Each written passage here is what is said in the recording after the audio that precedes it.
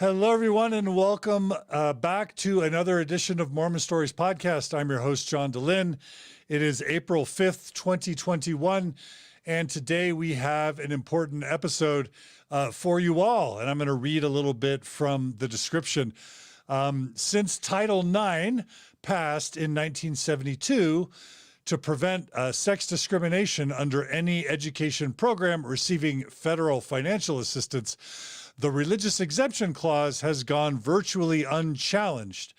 For decades, the Department of Education has granted Title IX exemptions, allowing dozens of religious colleges like Brigham Young University, BYU, Idaho, and Hawaii, and others like it, including Liberty University, etc., to discriminate based on sex, gender identity, and sexual orientation, even though either these universities or students from these universities receive millions of taxpayer dollars every single year.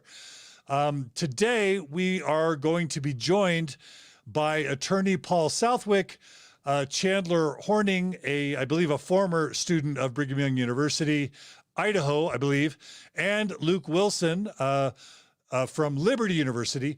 And we are going to be talking today about a groundbreaking class action lawsuit filed against the U.S. Department of Education.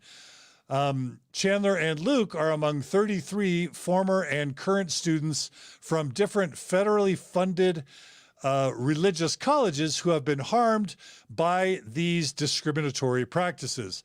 The lawsuit argues that the Title IX religious exemptions, as applied to sexual and gender minority students, is unconstitutional, and that the department must enforce the protections of Title IX at all taxpayer-funded educational institutions, including at those institutions that discriminate and cause harm on the basis of sincerely held religious beliefs. So that is what we're here to talk about. And as I mentioned as we begun, we are joined, in addition to being joined by Luke and Chandler, former students at some of these religious universities, we're joined by my sidekick, Gerardo Sumano, who he himself is a former student at BYU, Idaho. Gerardo is also responsible for the wonderful cinematography and lighting that you guys have seen here on Mormon Stories. But without any further ado, we also want to just welcome Paul Carlos Southwick, who is, I believe, the lead attorney on this case. So let's begin with Paul. Paul, welcome to Mormon Stories Podcast. Thanks for having me, John. And Paul, because you have to leave early, what we're going to do is, Luke and Chandler, we want you to stay on the line. Gerardo, you're going to be co-interviewing with me. So Gerardo, we want you to jump in at any time with questions or comments. But Paul, we're going to focus on you for these first 20, 25 minutes, just because, we want to make use of the time while you're here. Is that okay? Sure. That's fine. All right. So why don't you give us a quick background of you before we jump into the case? Is that okay? Yeah, that's great. Okay. First of all, did you pick us because we all have beards? Yes, absolutely. Well, thanks again. My name's Paul Southwick. I am the director of the Religious Exemption Accountability Project, which is affiliated with the nonprofit Soul Force. I'm the head attorney on this case, and I've been working on this case for about 6 months. We recently filed, though, last week, and we're bringing constitutional claims against the U.S. Department of Education for exactly as you said, violations that are occasioned by the religious exemption to Title IX. All right, that's great. That's brilliant. What type of attorney? Tell us just a tiny bit about your practice as an attorney prior to this case, if you can. Sure. So I used to be at a big corporate law firm. I was there for about 10 years. But while I was there, I took on a lot of pro bono cases in this area of LGBT discrimination by taxpayer-funded religious institutions. And so what I noticed is over the years, the discrimination that these young people were experiencing was actually getting worse, not better. So while society was becoming a lot more accepting, and while the law was recognizing marriage equality and employment rights under the Supreme Court's Bostock opinion, we were seeing schools like BYU and Liberty doubling down on their discrimination. And that's why something needed to be done on a more a large scale, with a more large scale effort. Myself, I was a Chandler. I was a Luke when I was in college. I went to a small private Christian college in the early 2000s and was sent to conversion therapy after coming out as struggling with what we called the sin of same-sex attraction. My campus pastor said that my struggle and my battle was with Satan, and that I could overcome it with the help of conversion therapy, which of course did not work. I mean, it sounds like you grew up Mormon, gay and Mormon, basically. Gay and Mormon, but evangelical in Oregon. In Oregon. Okay. All right. So why don't, if you don't mind, tell us what is Title IX and then what is the religious exemption clause? Just give us kind of a brief history lesson of that. And then maybe talk about just some of the really important high points, maybe even related to race, that sort of set the background for this discussion as it relates to the LGBT kind of concerns, if that makes sense. Sure, happy to do that. So Title IX, when most people hear Title IX, they think of athletics, they think of sports equity for women. And that actually has resonance with me and my family. My mother was the first woman to get an athletic scholarship under Title IX in the state of Oregon. Oh, she was a gymnast, an all-American gymnast. Nice. And so it's kind of funny, you fast forward 40 years, and now I'm representing students enforcing Title IX with respect to sexual orientation and gender identity. So while the genesis was in athletics and equality for women, Title IX really applies to every and all aspect of a federally funded educational institution's programs. And so not just sports, but also admissions, how they administer their codes of conduct or disciplinary policies. At BYU, it's called the Honor Code. So it wasn't until Barack Obama's administration, so much, much later than the 1972 or 3 when Title IX was originally passed. Under Barack Obama, the Department of Education said Title IX's prohibition on sex discrimination inherently includes a prohibition on gender identity and sexual orientation discrimination. And we saw that same analysis applied by the United States Supreme Court in the Bostock case under Title VII, which prohibits sex discrimination in employment. And federal courts uniformly treat Title IX and Title VII the same way for purposes of what constitutes sex discrimination. And so now, since Barack Obama's administration, we're in an era where Title IX protects queer and trans students at federally funded religious colleges. And that did kind of go away for a while under the prior administration. Donald Trump rescinded a lot of protections for queer and trans students. But the new administration, Biden and Harris administration, have emphasized that they intend to vigorously enforce Title IX's protection for queer and trans students. So all that to say, there's been a bit of a yo-yo in terms of the protections under Title IX, but the religious exemption has always kind of been simmering there in the background, but not getting a lot of attention and never being challenged in a federal lawsuit like the lawsuit that we have brought.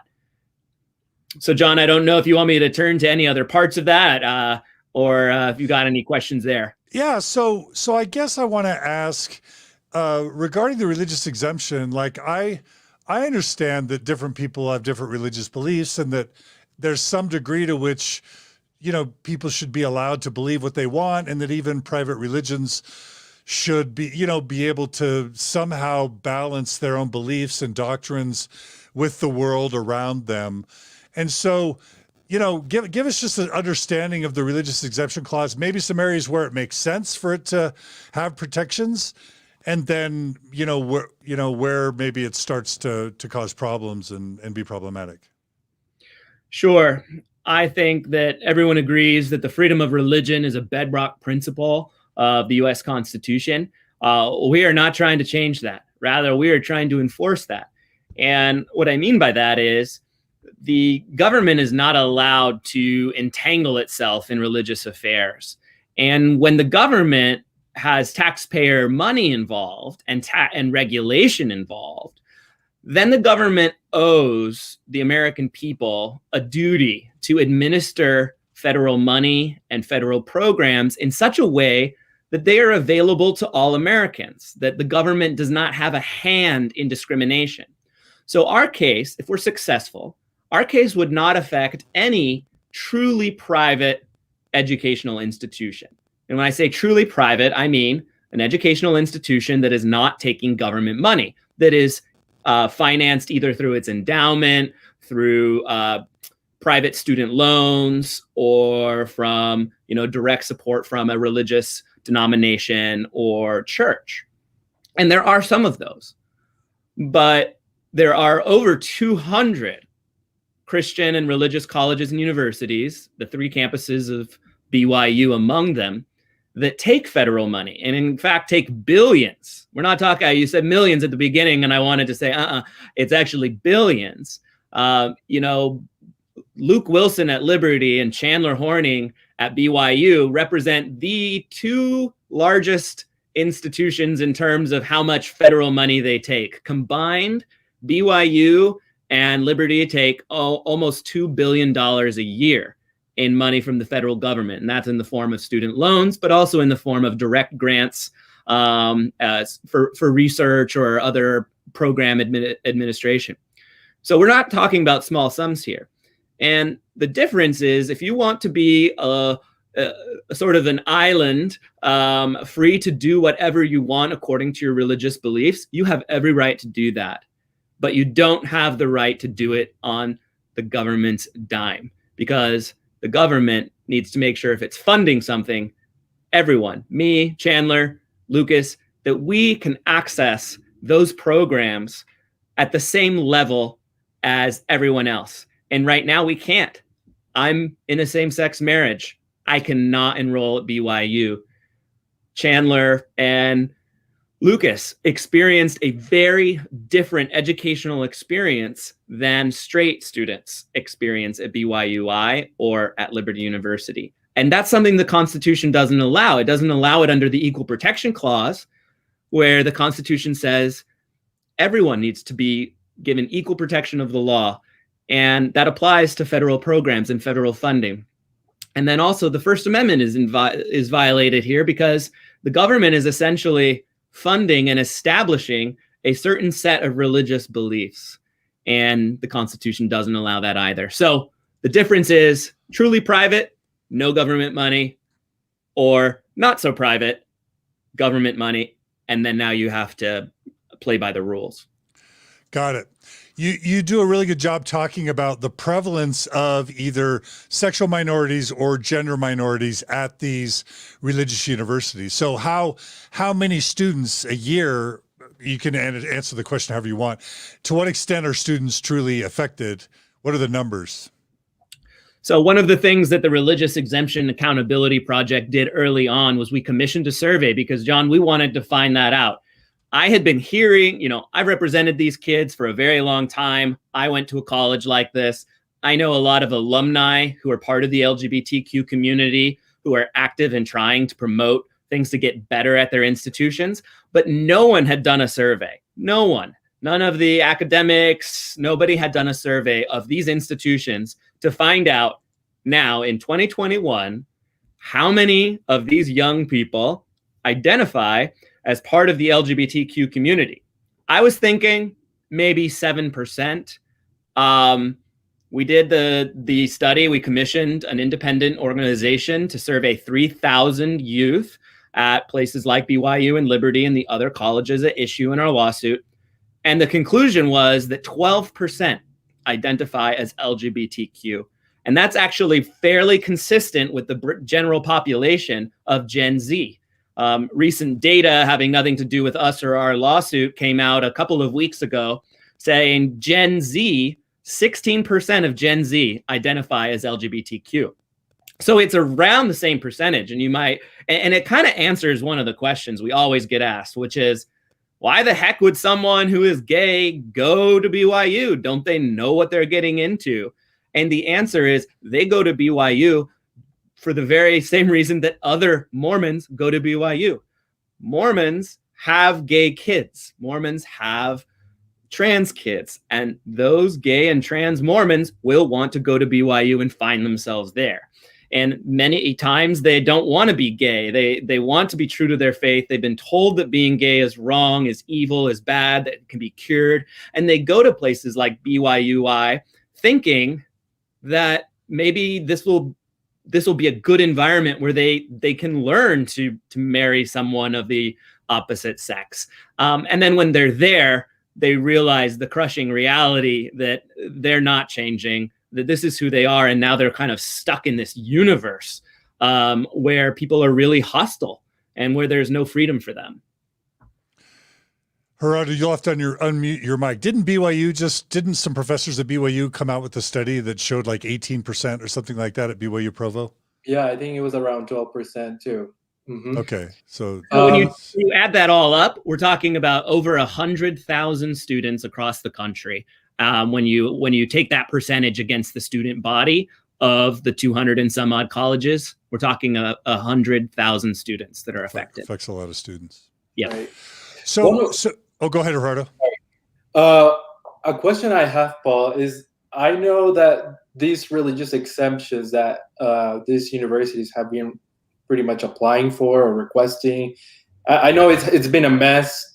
The Department of Education has said, well, even if you don't request it, you still have it if you meet the requirements. And so is the lawsuit pretty much challenging the legality of these requests and these exemptions, like pretty much saying these universities which are federal funded should not have exemptions at all? Is that what the lawsuit is saying? That's pretty much what the lawsuit is saying. It's saying, at least with respect to sexual and gender minority students, this religious exemption is illegal. And so it's illegal because it violates the higher law of the Constitution.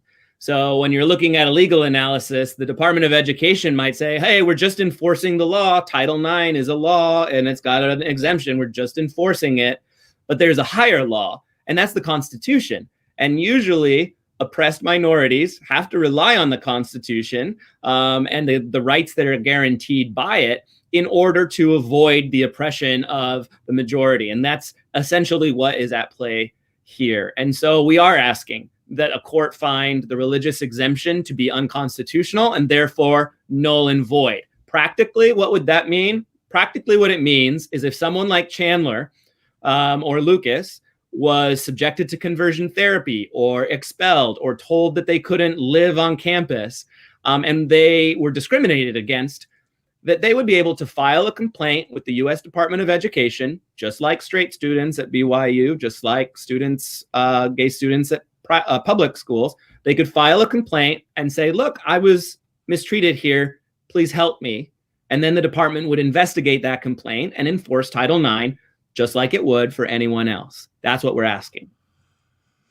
So just to make this practical, tell us, and Luke and Chandler, once Paul bails, we're going to talk to you guys about this in depth. But Paul, tell us, you guys laughed. Did I say something funny? I'm not bailing, but I do have to go. No, I'm sorry. I didn't mean it that way. Yeah, Paul, we're grateful for your time, Paul. So thank you. So give us a sense for the ways that students, kind of an overview of the ways students are being hurt right now, the types of rules or policies or just the environment that are damaging students, if you can. Sure. There are some very real concrete harms. Things that are going on right now, conversion therapy. We've spoken about that. Luke can talk about that personally. In addition, we are finding that trans or non-binary students are not allowed to live in the housing that aligns with their gender. Even if they've already transitioned, they're not allowed to live in housing that's appropriate for them.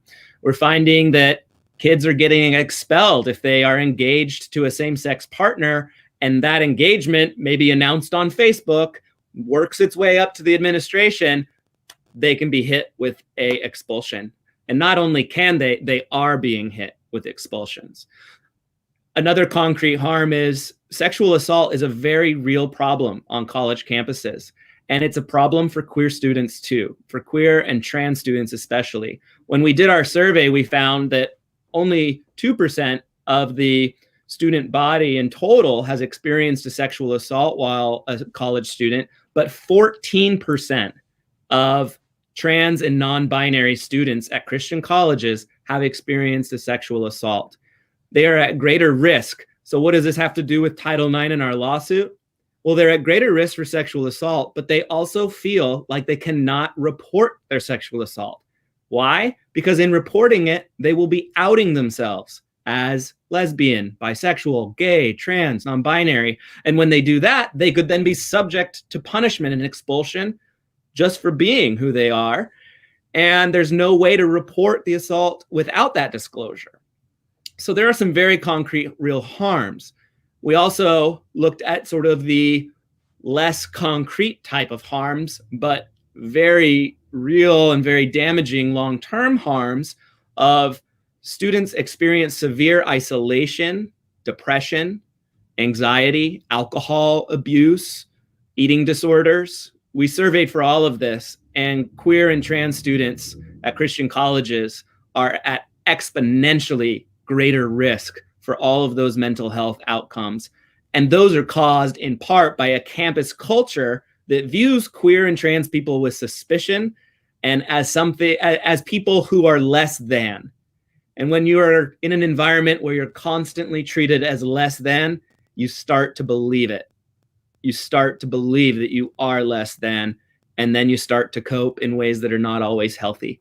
And so we really want to change that campus climate and culture too, so that queer and trans students know that they aren't less than, that they are just as deserving of love, of acceptance, and so that they can go about their lives in a healthier, happier way. I love it. So one quick question I also have is regarding the honor code. BYU's had a lot of controversy around the honor code, specifically because gay and lesbian students kind of can't even date, much less get married. Like if they date and if they happen to date someone of the same, sex or gender, then they risk potentially being reported to the honor code office and being expelled. And so it's not so much marriage, but it's even just this question of dating. Tell me if that's in any way relevant to this case, and if so, how? Well, it's very relevant. College kids date. It's what they do. And I'll let Chandler later on talk more about, campus culture in this area and the honor code sort of flip-flop at BYU. But when you go to college, especially these Christian colleges, there is a huge ring by spring culture. We're going to go find us a wife, and the women are going to go find themselves a husband. So, there's a ring by spring. I love that. ring by spring. It's a very real thing. So if you're gay, you're going to want to date someone of your same gender, and that's not allowed. That is a punishable offense. So you either have to basically be completely celibate, and not just sexually celibate, but romantically alone, while all your friends are out there going on dates, getting engaged, having a good time, and you have to sit, playing video games in your dorm by yourself. Or you date on the secret. You date underground. And when you date underground, it automatically carries a sense of shame. It's shame. I'm doing something wrong. That's why I have to hide it. It also carries risks, because when you're doing it in secret, you might be doing it in ways that are not safe for you or not with safe people. And you don't have anyone to go to when you find yourself in a scary situation. So dating is a very important, normal, healthy part of the college experience, and gay and trans people deserve to have it too. And it's really healthy for them. So we're not asking BYU to get rid of all of its honor code and say, go have as much sex as you want on spring break. We're not doing that. If straight kids cannot have sex before marriage, then it's okay. Gay kids can't either. Fine. That's equality. You're still enforcing your moral norms, but on an equal manner. That's okay. But if straight people are allowed to date in college, then let gay people date too. Or don't let straight people date and see how that goes. We have a question from one of our favorite listeners. Kyle Ashworth writes, when the LDS Church made the statement that, quote, homosexual relationships will be treated the same as heterosexual relationships, close quote, and the subsequent revision of the BYU Honor Code, behind closed doors, church attorneys feared that because of the new language, the church would be subjected to a lawsuit like this. One of their biggest concerns was housing issues on campus if a married gay couple pushed to live on campus in family housing. Does this lawsuit address this? And shout out to Kyle. Thanks for sending in that question, Kyle. Good question, Kyle. The Supreme Court, when marriage equality was debated at the U.S. Supreme Court in 2015, one of the justices asked that same question. I don't know who prompted him, but somebody did, said, ask this question to the Solicitor General. And the question was, if there's a religious college that provides married student housing, will they have to provide that to same-sex couples after same-sex marriage becomes the law of the land? And the Solicitor General on behalf of the United States said, well, that's not before the court right now, but that will be an issue. And so he was right. And you are right to bring that question. That is before us now. My understanding is that BYU basically, and I could be wrong, so Chandler, you can correct me or somebody correct me. My understanding is that BYU basically owns or manages or has policies that apply to all housing, even if it's not exactly on campus, if you're going to be living off campus. Yep. Okay. So the short answer is yes, our lawsuit would say if straight married students are allowed to live together in housing that's BYU approved, then gay married students should be able to do the same. And that is a result of equal treatment. If married students are not allowed to live in BYU housing, then it becomes a non-issue. Makes sense. Well, I think one of the reasons why no one has challenged that, or at least at BYU Idaho, is because if you got same-sex married, like you would be kicked out before you can apply to any housing. They can do it within a day or two. One of my questions, Paul, is if anybody has challenged these religious exemptions on lawsuits, if any students, I know at least I've heard of one transgender student at BYU Idaho who filed a lawsuit on based on Title IX, this because BYU Idaho was discriminating against this individual.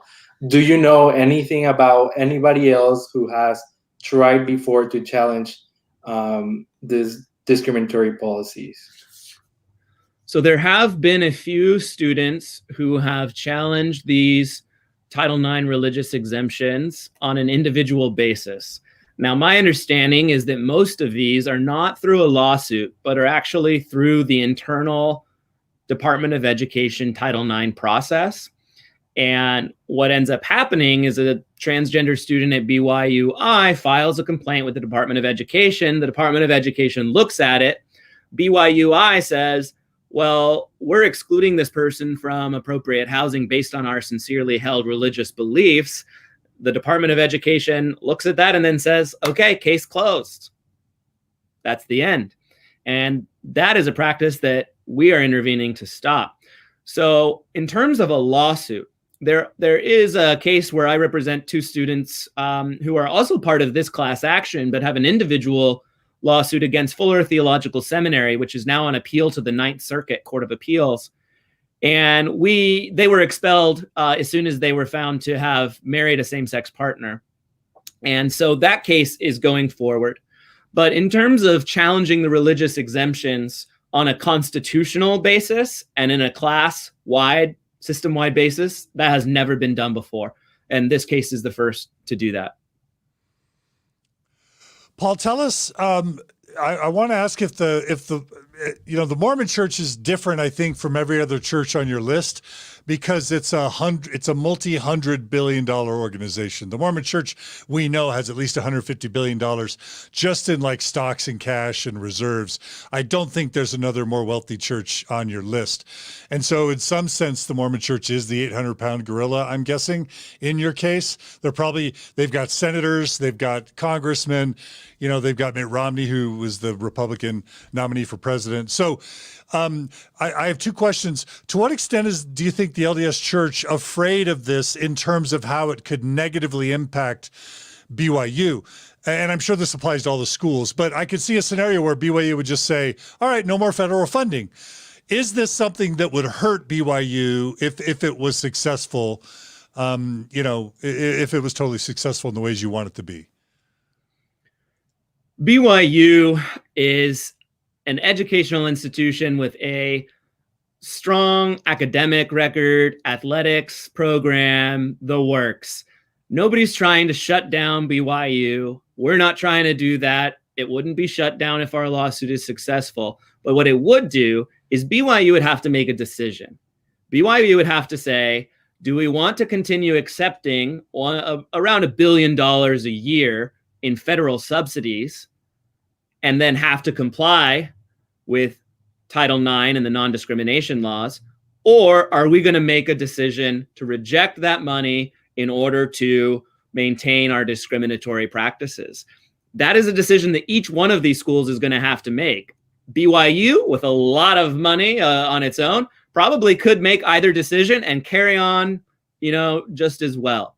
It'll really be a test for the schools of where do their values lie, and are they willing to listen to the cries of their students? Before I get off, you asked me about race and where this all fits in the legal case. Well, schools like BYU, as well as Bob Jones University and others, practiced racial discrimination on the basis of sincerely held beliefs and did so for a very long time. And eventually our Supreme Court back in the 80s said, you don't get to do that with the government stamp of approval. You can do that on your own, but not with the government stamp of approval. And that's what we're asking for here, is you can practice discrimination on your sincerely held beliefs, but not with the government's backing. And what you would see is that schools like BYUI and Bob Jones University, sometimes they maintain their discriminatory policies longer than a lot of other schools, but eventually came around. And so our hope is that this case gets Chandler's story out there, gets Lucas's story out there, helps these schools to see that, look, they've been doing something wrong and harmful. And maybe if the federal government applies the pressure, that'll be the pressure that is needed to get them to change and do the right thing that they're not willing to do on their own. Gerardo, I don't know if you have any final questions for Paul. I do want to make sure and ask what the prospects of success of this case are and what people can do to help. Gerardo, do you want to ask any final questions before we have Paul end on that? No, I think I'm good.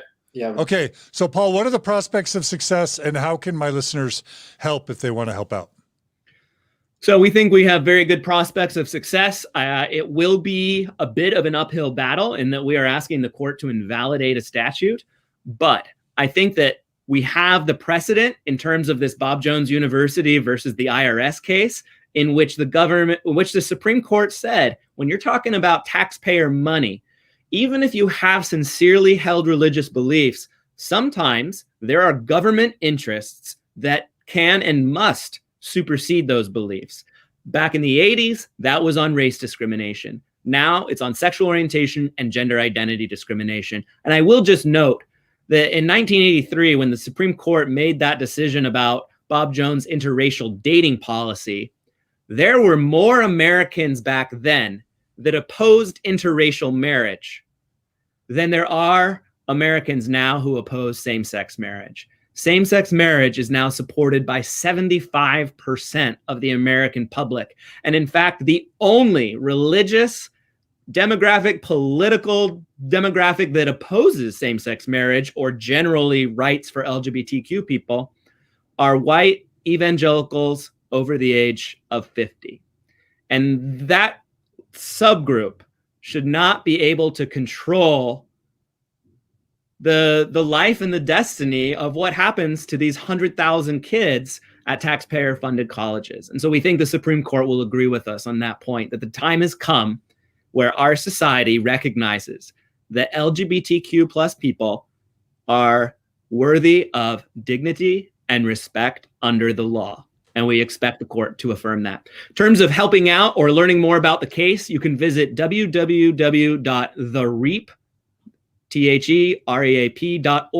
and you can learn all about us. All right. Well, Paul, we are so grateful, not only that you're willing to come on the show, but that you're willing to kind of lead this effort. We're really cheering you on. You got a bunch of, tens of thousands of progressive and post-Mormon friends here that will help out in any way we can. So we invite you to please reach out if we can help in any way. Okay, Paul? Thanks so much, John. That means a lot. And all right. Good luck, Luke. Good luck, Chandler. Nice to see everybody. Nice to meet you, Gerardo. Talk to y'all later. Stay in touch, Paul. Gerardo. Thanks so much. Okay. All right. Luke and Chandler, you guys have been great to kind of hang on as we talk to Paul and use the most of our time we could with him. Why don't we have each of you kind of tell us a bit about your story and a bit about your experiences at BYU so people can get a sense for kind of why you care passionately about this case and how it relates to you and why you joined on. Luke, do you want to go first? We'll have the Gentile as in Mormonville. Mormons are, kind of God's chosen people. Anyone who's not Mormon is a Gentile. So Luke, we're going to have the Gentile go first, and then we'll have, and I'm just totally joking. Please don't take that as seriously. I'm just trying to be funny a little bit. Well, John, I'm in Jewish studies as my main focus in academia, and I'm a goy. So, I'm on the outside. That's fine. So my name is Luke Wilson. I am an alumni of Liberty University. I went there from 2008 until 2012. I chose to attend Liberty actually in large part because of their gay conversion therapy program.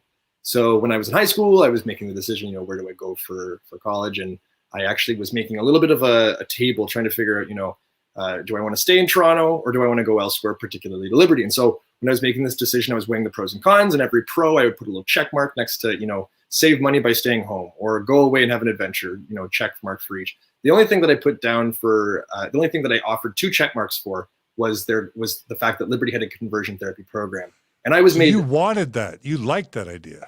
I absolutely did. And can you tell us just a bit about your childhood and why you would want that? Sure, yeah. So I actually wasn't raised in an evangelical home. I wasn't raised in a religious home per se. A little bit of church involvement when I was younger, but by and large, it was mostly a non-churchy or churched home. And so I became an evangelical in high school, in grade 9 actually. And when I converted, I became that religious fanatic. I was very on fire for Jesus, and I decided that I needed to get first a really strong anchoring in a Christian or evangelical education, and then go on from there and go to further schooling on beyond that. But when I was making the decision, this idea that in fact it was me who made the decision to go, and it was also my decision to go to conversion therapy. And ultimately, it is true, that I would claim that I wanted to become straight. Now, of course, the question of agency is quite complex when it comes to this specific case, because, and also not just my specific case, should I say, but queer evangelical kids throughout North America and beyond. The question is, did I want to become straight? And in some senses, absolutely, yes, I wanted to become straight. Why? Because I wanted to fit in. I was told that if I were not straight, I could not have a relationship with Jesus, as defined by the evangelical church. And so I was told that I needed to follow this certain, heteronormative script. The problem is that just because at the time, yes, I would have said I wanted it, and in fact, I did want it. I think that's complicated by, the fact that I was told I wanted it. I was told that this is the only option for godly living. And so, yes, again, without doubt, and I take full responsibility that I was the one who chose to go to Liberty. I was the one who decided to go to conversion therapy. However, I think it's a more complex sort of system that oftentimes tells children, tells kids, tells youth what they want, and ultimately tells adults what they want. And so I think that for me, yes, I made the decision, but ultimately it's a little bit more complicated, at least the way I look at it. So how was your experience? Not so gay, I can tell you that much, John. I mean, when I was there, it was, and that's the thing, I can't paint a black and white picture per se about my time at Liberty. Yes, there were a lot of negative things. There were some really good things. I made some really great friends. I have some of my best friends to this day are Liberty alumni. And so the complicating side of that, of course, is that I was living in gay subterfuge for 4 years. I was trying to play the part. I was trying to present as straight, because within conversion therapy, the way that it's taught is that if you habituate a certain series of heteronormative actions or activities, right? So if I'm doing what men do, that over time I will eventually realign my gender misalignment, according to this thinking. And when I readjust my gender alignment, then I will then become straight. And so I was told in conversion therapy that I needed to ultimately perform a certain affected persona, straight persona. And so when I was in attendance, when that's your lived reality, it's not, to say the least, not the most fun. I had to pretend I was straight for 4 years. I had to work towards heteronormativity and heterosexuality as a goal. And of course, when you're a queer person, that's not exactly the best way to spend your your college years. So certainly there were some positive aspects, but I think ultimately, especially in retrospect, looking back on my time there, it was a very negative experience. I was told on a regular basis that who I am is gross, who I am is sinful. And when that's something that you're told over and over and over, like Paul was saying, that's when shame creeps in, right? Or shame is compounded in the sense that I as a person felt that, I felt that me as a person was not good, that who I was, or who I am, should I say, is someone to hide. And so when that's your daily and sort of weekly and monthly reality, it has certainly an effect. It certainly has a toll on you. And of course, that's not the only thing that happens. Of course, there's also the anxiety of constantly trying to pass and constantly trying to make others or convince others that I was straight. That sort of self-policing, self-monitoring was constant. And, that again also has a toll. And so the self-hatred, just throw that into the mix. And my gosh, it was quite an undergrad experience. I'm so sorry. That sounds so hard. Thank you for sharing. Thank you for being willing to share some of those experiences. And it sounds so familiar, right, Chandler? Does any of that ring a bell? Like I swear we kind of live in a bit of a ivory tower where we kind of think that this Mormon experience is kind of almost in isolation. Gerardo, I'm sure you're relating to a lot of what Luke said as well.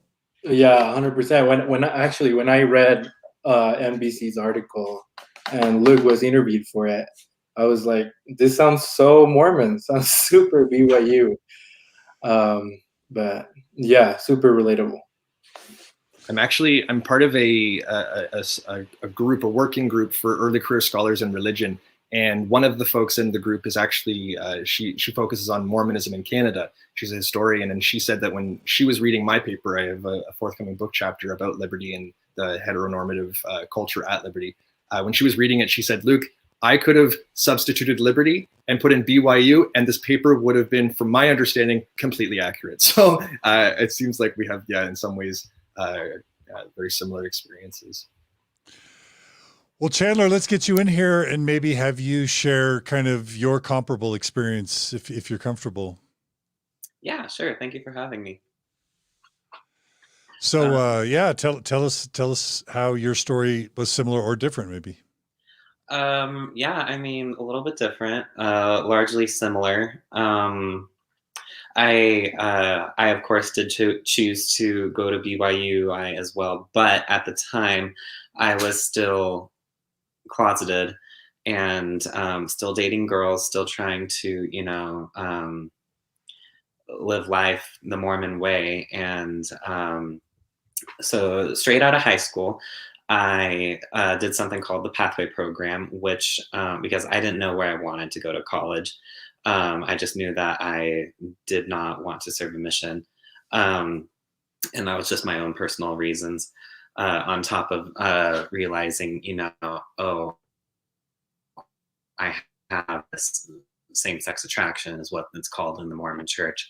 But, you know, it had been pounded in me so hard being Mormon that, you know, in the coding of heterosexuality, that I was still dating girls, and it was just incredibly difficult to get out of that mindset and thinking, and especially when the shame and guilt creeps in so easily. And I had already seen a therapist even regarding my homosexuality, because that's just where my bishop sent me, because he's just like, I don't know what else to do for you, dude. I'm sorry. We're going to send you to a therapist. And so, yeah, I did the Pathway program while I was here in Idaho still, in Boise, and then went to Michigan to do an internship at Car and Driver magazine. And what that did, being in Michigan outside of Idaho and Mormon culture and being around all of my Mormon friends, was that it really started to like help me understand, oh, like it's okay to be me. Being gay is okay to the world. And by that time I was already about 3 years into my time at BYUI online, because when you do the Pathway program, you get the discount, and then you can do BYUI online courses for about half the money spent per credit as on campus or online. So, I mean, you know, when we're trying to fight student loans nowadays, and I even have a friend who has over $100,000 in student loans, it's incredibly appealing. So I, you know, already also had all of this progress towards my degree that I didn't want to throw away as well. And so when I came back from Michigan after my internship, you know, it was time to go to campus, do some of my classes online, or on campus, excuse me, because they weren't offered online. And so when I went to campus, I knew, you know, this is going to really suck because I already feel so liberated with my sexuality and so comfortable with who I am. It feels like I'm going to be backtracking.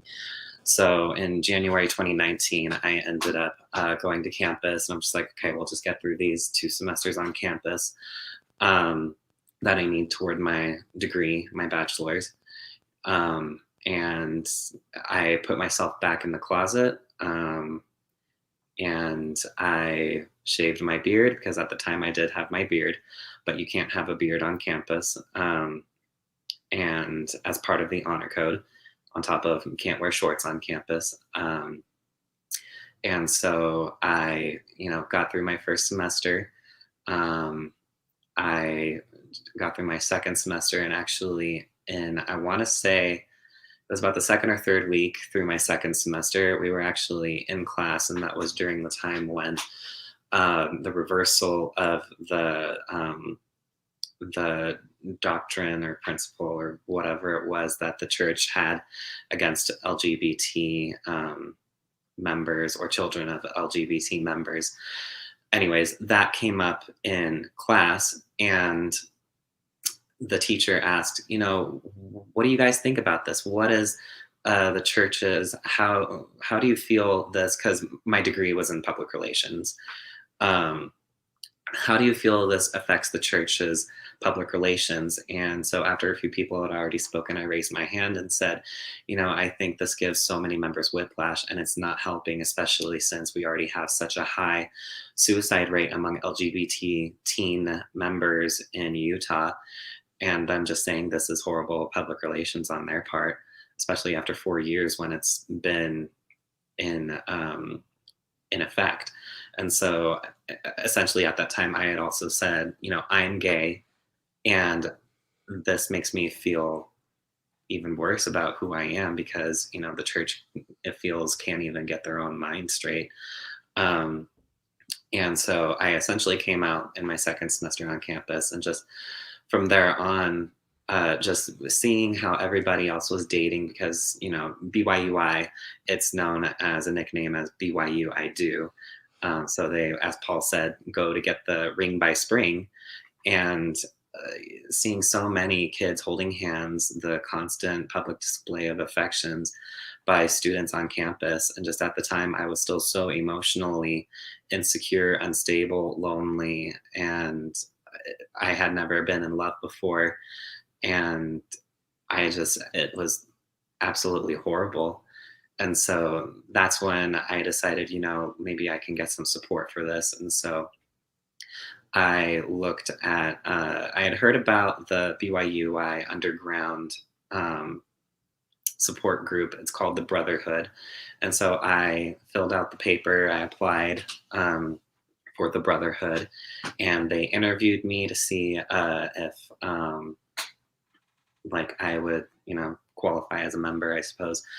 And I only went to about 4 meetings because it was not what I was looking for. I was looking for something more affirming, and they wouldn't even say gay. They would say SSA. I have SSA. I have same-sex attraction. And so, and we met in the top floor of a dentist's office in Rexburg. It totally felt like, completely underground. And it wasn't necessarily conversion therapy, but what the whole point of it was to help students continue to practice the gospel and to continue living gospel standards like heterosexually dating if they so chose to. It was essentially to support them. It was a support group for students who were already members and wanted to continue being members of the church and living the gospel as it is taught by Mormonism. And I'm like, okay, well, I still want to be a member, but I also want to be true to who I am. And so I didn't last long there. And it just was also kind of creepy that they were having us meet in such a remote, hidden, secret location. And they told us, don't say where we're meeting, don't say when we're meeting, don't even talk about this. So it's essentially made me feel like, oh, so you just don't want us airing the school's dirty laundry. And that this is actually a reality and they are sort of addressing it. It technically, I suppose, wasn't a BYUI official group, but the facilitator of all the discussions and organizer of the meetings and stuff, he was a BYUI faculty member, I think in a library or as a tech person or teacher or tech teacher or something like that. And it just, so I ended up going to USGA, and that's Understanding Same Gender Attraction, where I saw so many other students who were dealing with what I was going through as well. And we just felt like such outcasts. And USGA is a group meant for BYUI students who are LGBT and need support feeling okay with who they are, and to cope with their anxiety and depression and stress, shame, guilt, all of the horrible feelings and thoughts that creep into your mind when you are in an environment that looks so horribly upon this minority, which is everywhere in the world. And so anyways, sorry for rambling on, but it's great. This is great. And so anyways, did that. And whenever I wanted to go on a date or anything like that, had to constantly say okay, we're not going to talk about this, that this even happened. Please don't go around. Or just had to have that agreement between each other. And just, stuff like that. You had to be so careful about who you told about who you were, essentially, because it was a snitch culture. The students are the police.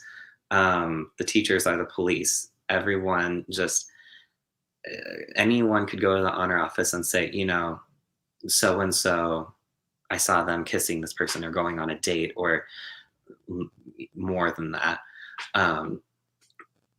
And you would get investigated, and chances are they would be believed, not you. And the really ugly side of it, thankfully I never had to deal with this, but what I heard is that when you are expelled or suspended from BYU or BYUI, then they also freeze your transcript, which it takes 4 years for it to get unfrozen. So that way you can't transfer out of the school. And I had already tried to transfer out when I was on campus. It was horrible. It was so difficult for me, but I couldn't transfer out logically without losing all of the money I had already spent out of pocket or had in student loans from the government, federal unsubsidized student loans, without, completely having to start over from either scratch or partially my associates of general studies. I didn't know what to do. I tried to, but it's so hard to transfer from a private to a public school. And I wanted to transfer out so I didn't have to deal with that anymore, but I just wasn't able to. And so thankfully I just got through those 2 semesters on campus, even though it felt a lot longer than 7 months, in an environment such as that. And I, went back to Michigan, finished my degree online, and graduated. And once I had that piece of paper in my hands, it just, such a huge weight felt like it lifted off my shoulders, because I felt, now I can go about my life without living in constant fear and worry. Will all my hard work towards my degree get completely thrown out the window just because of their belief and rules saying I can't be who I am? And essentially my goal for this lawsuit is, so that nobody has to deal with that like I did. I understand that obviously people make decisions like I did, even though you realized that you had same-sex attraction, but you were still so strongly LDS or religious, whatever, like they still go no matter, because, that's what Mormons do. They just go to BYU or BYUI.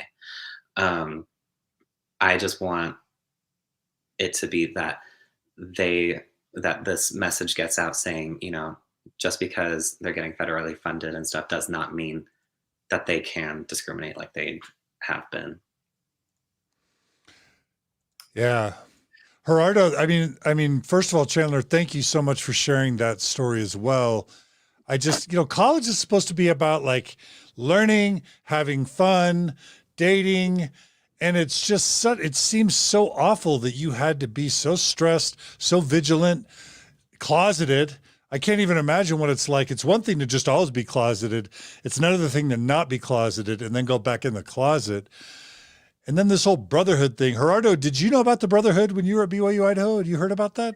Yeah, I heard about the brotherhood, but from the beginning, I knew that brotherhood, my understanding was it had come out of North Star. So the purpose was pretty much helping LGBT or pretty much gays, but because it's brotherhood, so it's only men. And the purpose is to overcome same-sex attraction, or it used to be that, and help members of it get into mixed orientation marriages, or even some of the members used to be on mixed orientation marriages and attend this meeting. So pretty much like a North Star meeting. Yeah. So I heard about it. Because I knew what it was from the beginning, I never attended.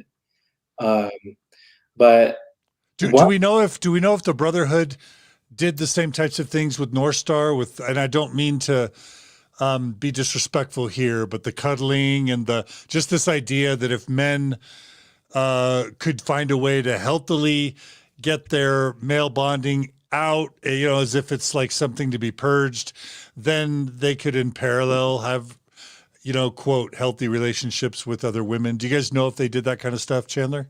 I'm not sure.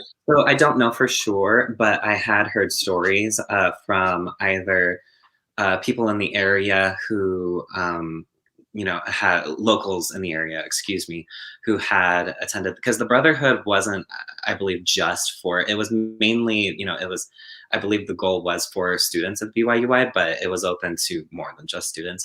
Yeah.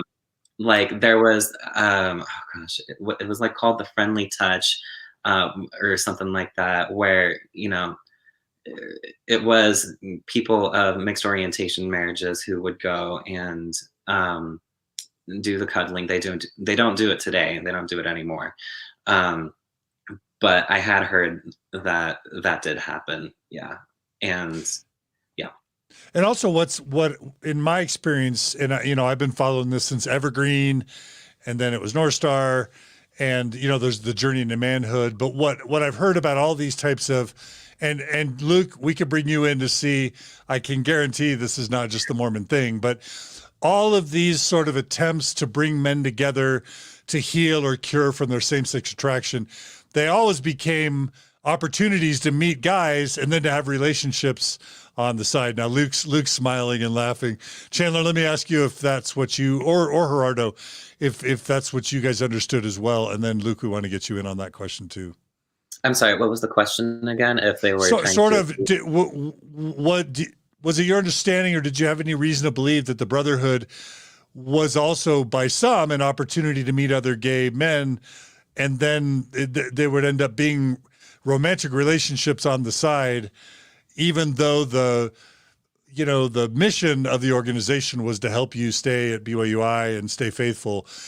Oftentimes the end result would be that you would just find people to have relationships with on the side. Do you know if that went on at all at the Brotherhood? Yeah, I do believe that. I remember that, that wasn't obviously the goal of the group, what it was established for, but, men, they would go and try and network through it and meet each other. And then they would go from there to have those relationships. And, there are even groups like that, not even part of, a support group or anything. It's just a social group in Utah, I've heard, where there are Mormon men down there who have wives, kids, but their wives don't know that they have their own homosexual group that they have as a friends with benefits of numerous guys that they're just hooking up with and stuff to, get it out of their system, whether it be for a good reason so that they could actually carry on with their families, or they're doing it out of malicious intent.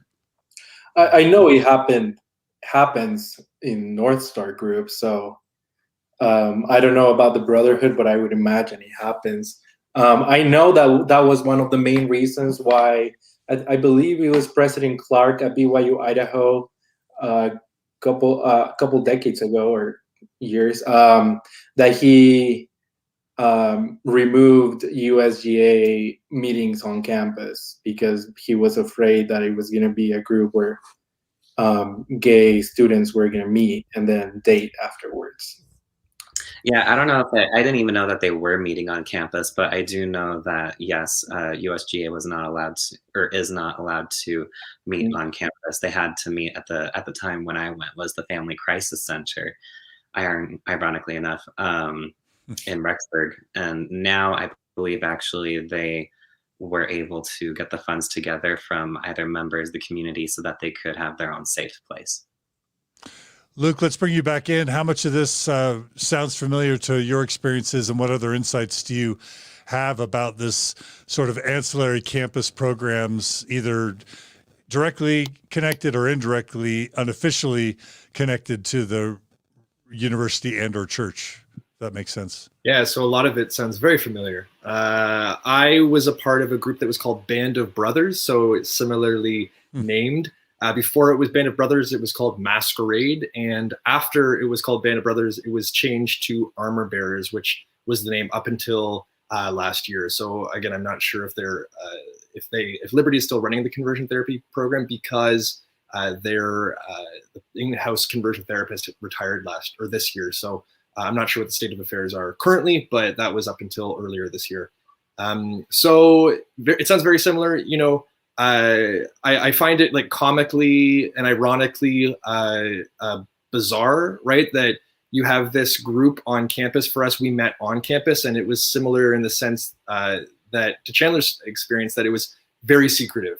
We were told that we weren't allowed to tell anyone. It was a secret location that only the members knew, and it was in a very nondescript or undescript, should I say, or whatever the negation of descript is in this case, place or space on campus. It was just in a small room in the back of one of the academic halls. And so I only went to the group conversion therapy at Liberty once.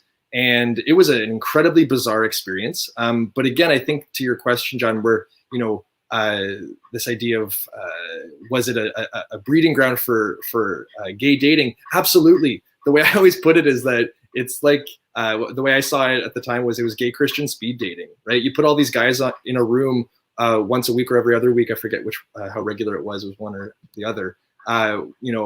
Frequently, you put these folks into a room frequently And what do you expect to happen, right? Where you're living on a campus and you're not sure, you're not confident that you know who else is gay. And then, again, you're put in this space where it makes it very clear all of a sudden. It kind of makes the work a little bit easier for you as a queer person to find other queer folks. Now, of course, that was not the intention of the group, that the group was set up for folks to quote unquote overcome same-sex attraction or, being gay. But that's the way it functioned for some. For me, I did meet someone on campus who I remember, you're walking into the cafeteria and you're looking around the, cafeteria trying to find a spot to sit, and your eyes meet someone else's, or you see someone who's attractive. And I've since found out that the term is actually cruising, but I'm in the middle of the cafeteria, I'm looking around and I see, this one guy who I often saw, or I guess our schedules aligned. And so I would, sit down and I would eat my food and I would look over and he'd look over, and then our eyes would meet for just a little too long. And then, we'd look away and then repeat the process. And once I saw him in conversion therapy, that kind of cleared things up, that, yeah, his sustained eye contact was in fact a covert way of signaling his sexuality, a similar, sign of affection or whatnot, or at least interest. So it's something that absolutely, a lot of what, has been said maps onto my experience quite closely. Thank you. John, I think I would like for Luke and Chandler to address one of the main questions that I've seen by members and even former members, which is like, why do LGBT people decide to go to religious schools? Like, why are you even fighting this? Why are you on this lawsuit? Let them do whatever they want. The Constitution says that religious freedom should be primary to everything, and so just leave. Why don't you just leave and go to another university? So I think this is a question that, would like. All right, Chandler's dying to answer, so we'll do Chandler, then Luke. Yeah, so my fear was that I didn't make it quite clear enough because I can ramble. So when I applied for BYUI and I was taking my online classes, I was still incredibly heterosexually coded from my upbringing from the Mormonism. And so just out of high school, when I applied for the Pathway program and then transferred into BYUI because of the financial easeability of it,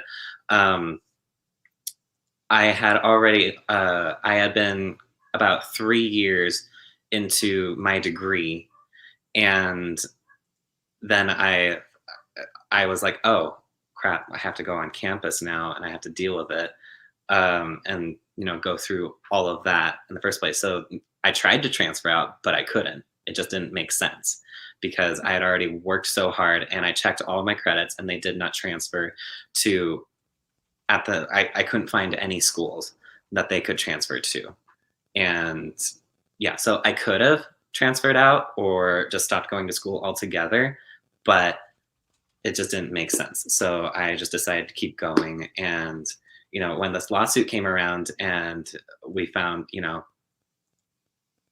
all these schools are taking federal funds when they really shouldn't be, according to the Constitution, then, I was like, okay, well, then let's see what this is all about. I'm more than happy to provide my story. And yeah, I am not trying to end BYUI or anything like that. I'm just fine with them still going on operating as they have been. I just think that it's unlawful for them to use my taxpayer money to fund their students and everything, and to keep going with their message saying, homosexuality is wrong.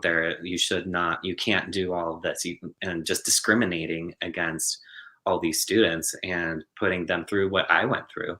I'm like, well, so you're going to be using my taxpayers' dollars, they're going to be using his taxpayers' dollars, her taxpayers' dollars, and they don't even know. So it's just, in my mind, it's wrong. Yeah, it makes so much sense to me that, you're not allowed to be gay growing up in a conservative religious institution, so it's not even an option. Then so you sign the honor code and go to university, because what in the hell heck are you going to do? There are parents that won't even pay for their kids' education unless they go to a religious school. And so you go there, and then as it should be as an adult, you start to think about yourself and do general healthy identity development. I need to date, and who do I want to date, and who am I attracted to? And it may not be till you're year 2 or 3 in before you realize this is how I'm wired and this is who I want to date. And by then you've got a couple years invested, all this coursework, all this time, all this money. And then if you do something, you either live in fear of getting kicked out, or if you do something that merits you getting kicked out, you potentially could lose 2 to 3 years of time and money. And like Gerardo said, you can have your degree held hostage, your transcript held hostage, and it can set you back years monetarily, time-wise, etc. So Gerardo, that's such a great question, and it's just not a fair situation to put people in, or to just reduce it to, you knew the honor code, you signed it, you knew it before you went.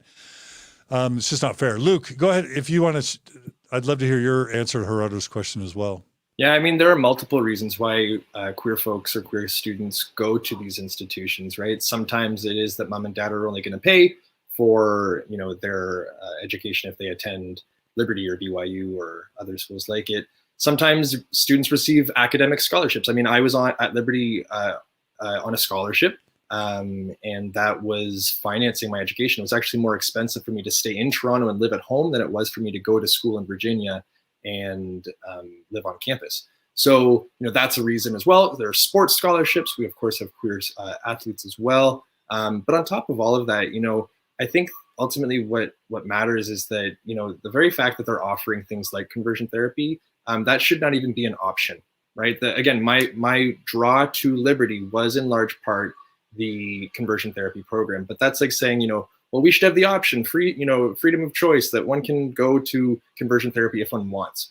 I think that, yes, in theory, I agree with that. But ultimately, if you think about it, should people have the option to be beaten up? It's like, yeah, I guess people have the option. But should they, put themselves in that situation? No, of course not. No one thinks that. And the problem is that if you had a physical attack of being beaten up once, that's going to hurt, and that's going to maybe perhaps, leave some scars or some bruises. But the difference between that and then conversion therapy or similar practices is that those leave really long and enduring scars. And so this is something that I don't think should even be an option at these institutions. Because again, according to some experts in the field, conversion therapy is considered torture.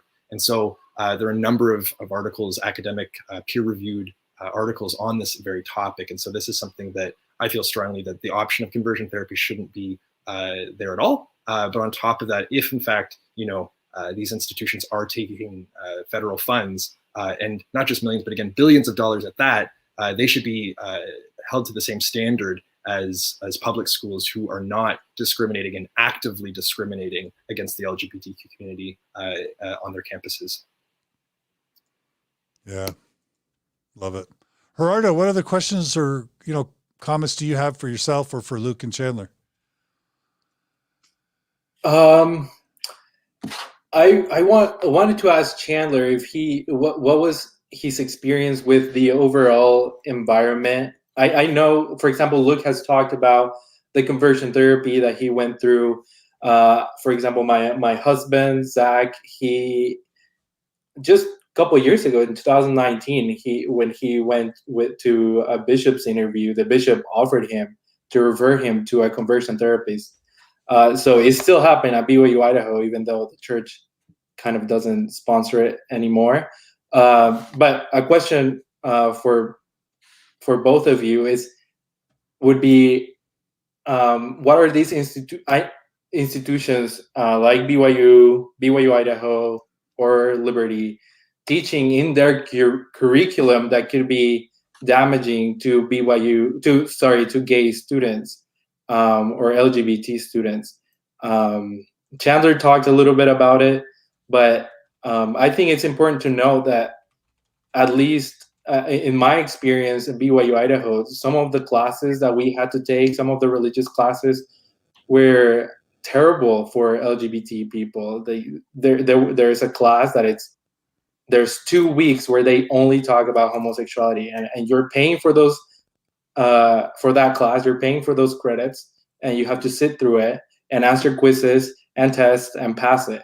But so I wanted to hear both of your opinions or experiences regarding that. Yeah, so I mean, I don't know if I ever, at least I don't remember. Maybe I'm blocking it out for a reason. Um, but Rachel Moulton, who is also part of the lawsuit, she's here in Boise as well. I've never met her before, but she said that I believe it in the lawsuit. From what I read, it said that like her teacher or somebody who I believe was a faculty member at the school said that her if she married or kept on going with the temple, then her heterosexuality would go, or her homosexuality would go away. Her homosexuality is a problem that she has, like, with Satan, like, or sin, or I can't remember. They'll have to look in the lawsuit. But unfortunately, there are some faculty at BYUI that I've also heard of outside of Rachel who do teach things like that in their lessons, among other unspeakable things.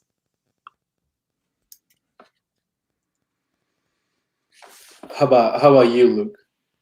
Yeah, so I just pulled up, I keep records of almost everything I do in school. And so I keep all my PowerPoints and whatnot from classes. And so I just pulled up some PowerPoints from a class that I took at Liberty. It was called Contemporary Issues. And so this was a 2-part course. We had the first part of the course where essentially the overarching question was, what is a worldview?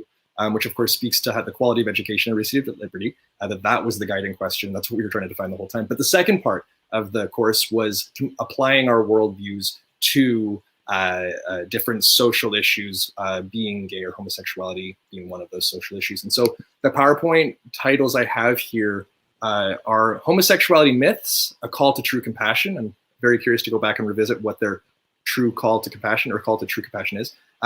Immoral Sex and Its Consequences. We have Confronting Gay Theology, and there are others, you know, there's marriage and whatnot. So these were the PowerPoints that were given to us. And, you know, the day that I'm able to show more about what happened or what, you know, was talked about in these PowerPoints and to offer, you know, screenshots is going to be a day that I think Liberty won't necessarily want to happen, in the sense that the drivel that's in these PowerPoints and that was taught to us is overwhelming.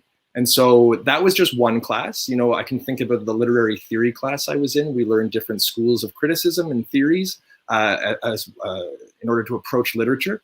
And I remember I asked my professor, I said, hey, why is it that we're not talking about queer theory, which is a pretty standard approach to literature. And it's something that in any education for an undergrad, if you're, you know, an English major and you've not read anything about queer theory, you're missing a significant, you know, school of criticism. And so the professor ultimately said, oh, we didn't have enough time to talk about that, which of course is that was an editorial decision on her part, and something that needs of course, at the time I didn't believe it, and I still don't believe it, that we just didn't have time to talk about it.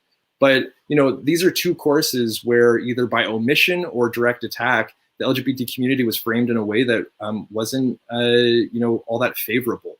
And so, or, you know, again, for the literary theory class, we weren't worth talking about. For the contemporary issues class, you know, the way that we were talked about, of course, is defined by violence. And the way that we were framed was not in a healthy or positive way.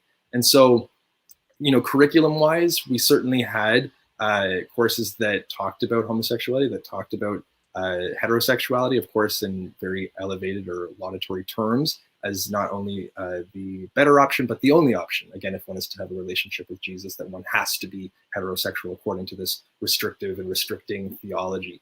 So, and that's just within the classroom, right? There was also the fact that Liberty invited a bunch of ex-gay speakers, right? So, you know, people who claim to be ex-gays and people who claim to no longer be living the gay lifestyle, whatever in the world that is. You know, that's what we were taught, not just again in class, but also in chapel. But ours was called, again, convocation is what we called it, but it was chapel and it happened 3 times a week. And so these folks would be invited as well. So it was very much this campus culture, as well as this the curriculum itself that was promoting anti-LGBTQ ideology. Thank you, Luke. Gerardo, anything else you want to add? I want to just personally thank Gerardo for organizing and scheduling this this podcast episode. This is something that Gerardo, if there's a prophet, seer, and revelator, it's Gerardo, because he was notifying me about this issue months ago before the lawsuit was even announced. So Gerardo, we thank thee for a prophet today. Thanks, John. Any final comments or questions you want to make to Luke or Chandler? No, I just want to hear, their last remarks, and I think good. I mean, I'd just love to each of you, as you're closing, to just say what do you, number one is, do either of you fear that like your religious tradition, your religious community from which you both come would view you as, unfaithful, or as a dissenter, or as a heretic, or as a dissident? Do either of you worry about being viewed as kind of an enemy of your own people and treated as such? I want to understand that. And then I would just love to end by having you guys talk about what you hope comes from this, and how you hope that this lawsuit is going to contribute to positive change for people that I'm assuming you both have deep affections for. So why don't we have Chandler go first, and then we'll have Luke go. Yeah. So my main thing that I wanted to, do with this lawsuit when I heard about it was, end the unconstitutional injustice that and the discrimination that is happening to people like me at these schools who are going through what I went through. So legally, that's my main goal. As far as, we're even doing my other goal right now. I just want to have this conversation and start this conversation about how this is even happening. I mean, among Mormons, current members, they think, oh, well, obviously this is happening, but that's on them. And then they barely bat an eye and look away and just like turn a cold shoulder or something and just pretend it's not even happening. Among just so many other stories that I have heard about BYU when it comes to just other things going on. But as far as outside of the church, I want this conversation to happen. And thankfully, that's what's been happening with all of the news stories that have been happening. I've also been interviewed by the Rexburg Standard Journal, and that story was thankfully moved over to also Channel 6 in Pocatello, I believe. And so I'm just really, really happy to see that this conversation is even happening nationwide to, let people know, this is what's going on in the Mormon church and what they're using with your taxpayers' dollars to happen. And just, it's not right. There should be, technically, they're not a private school if they are using billions of taxpayers' dollars to help fund their agendas that are not ethically or morally right, even though they believe they are. Absolutely. Thank you, Chandler. Luke, what would you add? John, can you ask the first question again? Part of it's what I want to go to the lawsuit. The first part I'm curious if you ever feel like you're kind of going against your own people, if there's any degree to which you have this feeling of like, I'm going against my tribe. Do they view me as an enemy? Is this unfaithful or disloyal to the people that surround me and that I love? Yeah, so I don't identify as evangelical anymore. I identify certainly as perhaps post-evangelical, ex-evangelical. These are the different terms that are oftentimes used to describe people in a similar experience.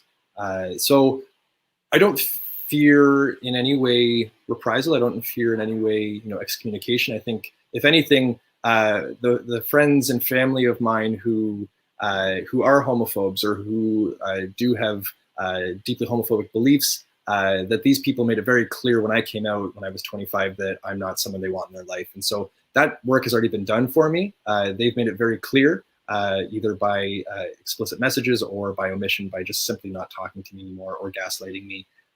So those people have already made themselves known. However, the beautiful thing is that most of my friends and family did not respond that way. And I think that's something that for folks out there who aren't yet out, that yes, you are going to face oftentimes pushback, whether it be family members or friends, excommunication and whatnot. But for me, at least, I can say that the majority of my family and the majority of my friends stuck by me and supported me. So if that is, perhaps a situation that who's listening finds himself in, know that there are people out there who are going to support you regardless of other people's hatred for you. As for what I want to get out of the lawsuit, I think it's similar to Chandler, right? Like I want queer students, regardless of which institution they go to, whether it be religiously affiliated or not, to receive equal treatment. My experience was not a good experience. My experience was damaging and has lasting effects, like I've said before. And I don't want anyone else to have that happen to them. And so I hope that this lawsuit not only puts an end to that, I also hope the lawsuit, again, like Chandler was saying, offers a conversation point for people. And then on top of that, I hope that people start to listen, particularly those within the church, whether it be the LDS church or the evangelical church or otherwise, that people are listening to queer folks, because we're not out here trying to make noise for the sake of making noise. We're out here because we just simply want to be treated well. We want to be treated equally. And I don't think that's too much to ask.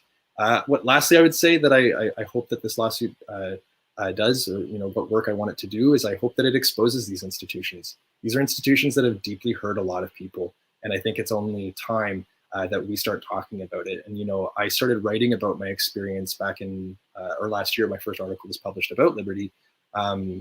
And so when that article came out, my goal was to expose Liberty for what it is. And the thing is that I'm not necessarily, I don't have to make it in any way sensational, because the experience itself is sensational, right?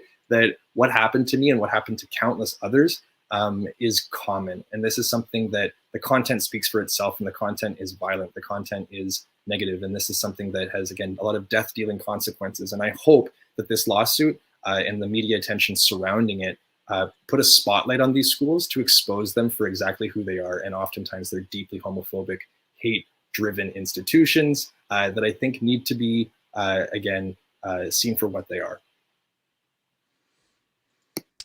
Powerful words.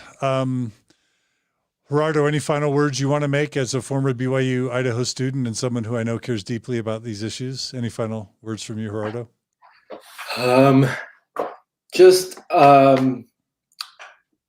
I think it's important for everyone to be informed about the issues. Something that I find really interesting is that a lot of people in the post-Mormon or progressive Mormon community, what they give as a reason, or one of the main reasons for leaving the church, is the treatment of the Church of Jesus Christ of Latter-day Saints towards the LGBT community. And I think it's definitely something that has to change, and I hope it does. Like you said, John, just a few months ago when I started, I just, as of curiosity, I wanted to know on what legal grounds these schools like BYU were allowed to discriminate against same-sex attracted people, LGBT people. And I just saw this giant loophole, or something that just didn't seem right to me, and on the basis that this organizations or universities were doing this, and having it being addressed by a major lawsuit is something that makes me really happy, and that I hope it goes somewhere. And yeah, I'm looking forward to keep seeing change. The Mormon Church has done a lot of change in the last few decades regarding LGBT issues, and they backed away from conversion therapy. They stopped talking so much about mixed orientation marriages, and this is, I think, the next step. So yeah, that's all I have to say. So a huge thanks to Luke and Chandler and the good people at REAP, the Religious Exemption Accountability Project. I'm going to go ahead and share on my screen the website. You can go to thereap.org, THEREAP.org. There are some great reports.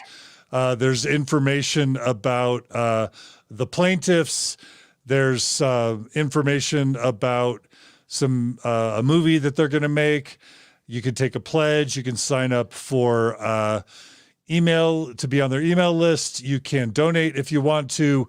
These organizations usually do this sort of stuff out of the kindness of their heart, but they always cost money. They always need money. And so you can donate to support this lawsuit as well. A huge thanks to Paul Southwick and all those who are supporting him, including Soul Force, which is a really important organization that supports LGBT students on university campuses across the world. So what a great project. And Luke and Chandler, on behalf of all the LGBT students that we all care about at religious colleges, thanks to both of you for being willing to join this lawsuit, and we really hope it's successful. Thank you so much. Thank you so much. Please consider us a friend to you guys and to your cause. Please reach out, Facebook or email, if we can ever return the favor, okay? All right. Will do. Stay in touch. Bye. And Gerardo, you're awesome. All this cinematography is because of you. And, you do so much to help Mormon Stories podcast. So a direct thanks to you. And I hope you'll come back and co-host with me many more times. Thank you. Thank you, John. All right. Thanks so much to everyone for joining us today on Mormon Stories podcast. It's great to have you. Please email us at mormonstories@gmail.com if you have any questions or comments. You can always comment on the blog post for this podcast at mormonstories.org. We love your comments in Facebook or on YouTube. Like us or subscribe to us on YouTube, on Facebook. Give us positive reviews. Click the little bell on YouTube so you can be notified of new episodes as we premiere or live stream. And of course, we couldn't do this without the support of our donors. So if you value this type of programming, less than 1 out of 1,000 of my listeners actually donate. And we have donors dropping off every month as COVID happens or people get in financial binds or they lose interest. And so we always need to replace the donors that leave with new donors. And we have lots of bills to pay. So please support us financially if you can. Go to mormonstories.org, click on the donate button at the top, become a monthly donor, $10 a month, $25 a month, $50 a month, whatever you can afford. We're tax deductible in the US. All of the money goes towards supporting this programming. We're transparent in our finances. We're run by a board that oversees this stuff. And we're just here to help as many people as possible heal and grow away from Orthodox Mormonism if they want to, fighting healing and growth either in progressive Mormonism or out of Mormonism. So please support us if you can. Thanks to everyone who does. Please stay in touch. And we really love your comments and questions as always. And please feel free to share this episode wherever you can. And most importantly, just please stay tuned for more great episodes on Mormon Stories podcast. We have some great things in the weeks, months, and years ahead. So you guys take care, be good to each other, be kind, and we'll see you guys all again very soon on Mormon Stories podcast. Bye, everybody.